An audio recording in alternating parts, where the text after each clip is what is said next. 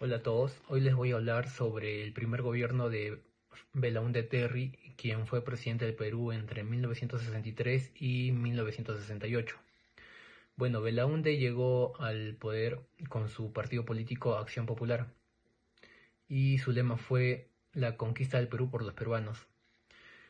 Y Belaúnde buscaba mejorar el país con más justicia y desarrollo. Uno de sus principales objetivos fue mejorar las carreteras y construir obras. Destacó la carretera marginal de la selva, ¿no? Que buscaba unir la selva con diferentes regiones.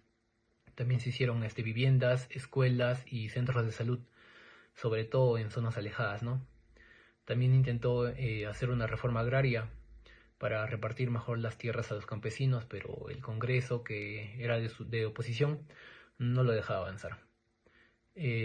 Tuvo muchos problemas políticos, ya que el Congreso estaba en su contra y bloqueaba muchas de sus propuestas, ¿no? Esto hizo difícil que su gobierno funcione bien. En 1968 se produjo un escándalo por un contrato de una empresa extranjera llamado el Acto de Talara. Esto fue mal visto por el pueblo y por el ejército. El mismo año los militares dieron el golpe de Estado y Belaúnde fue sacado del poder. En general, el general Juan Velasco Alvarado fue el que toma el control del país en ese momento. Bueno, en resumen, su gobierno tuvo buenas ideas como integrar el país con carreteras y mejorar la vida de las personas, pero los problemas con el Congreso y el escándalo del petróleo causaron su decaída, ¿no? Gracias por su atención.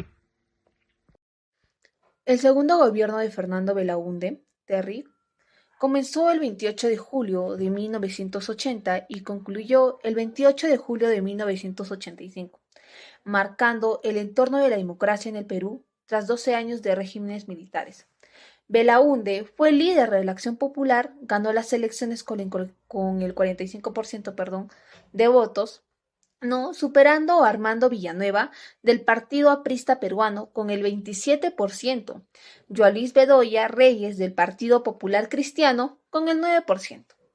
Su mandato fue recibido con grandes expectativas, especialmente por las promesas de restaurar las libertades democráticas y devolver los medios de comunicación expropiados por el gobierno militares a los legítimos dueños.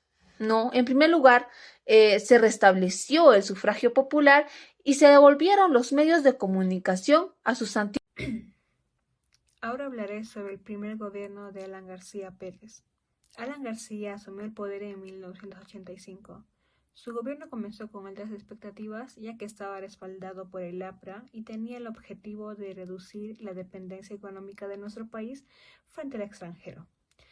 Bien, García aplicó una política financiera donde limitó el pago de la deuda externa al 10% del PBI nacional, lo cual generó un aislamiento financiero de nuestro país en el ámbito internacional. En 1987, el gobierno propuso la estatización del sistema financiero, lo cual generó una gran crisis, una gran oposición social, empresarial y política. Estas nuevas leyes económicas provocaron que el país cayera en una gran hiperinflación, y durante ese periodo se intensificaron los ataques de los grupos terroristas como el Sendero Luminoso y el MRTA, causando una gran inseguridad en todo el país. Bien. El gobierno de Alan García terminó en 1990, retirándose con una imagen deteriorada y un país sumergido en una de sus peores crisis económica, social y política. Yo voy a mencionarles sobre los principales hechos históricos del segundo gobierno de Alan García Pérez en nuestro país. Como sabemos, su gobierno se dio del 2006 al 2011 y para empezar podríamos decir que el hecho más importante fue el Tratado de Libre Comercio, ¿no? Que se firmó con diversos países. El principal de estos obviamente es Estados Unidos. A su vez, con la llegada de eso, incrementó mucho lo que es el racismo, ¿no? Este gobierno es caracterizado por el racismo que hubo del gobierno hacia los pobladores peruanos. También una de sus principales obras fue la inauguración del Metropolitano de Lima, ¿no? Que como sabemos se empezó a construir en su primer gobierno, allá por los años 80.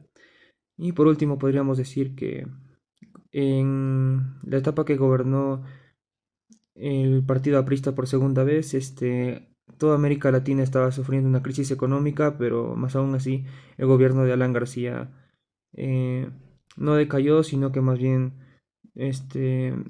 la economía se sostuvo.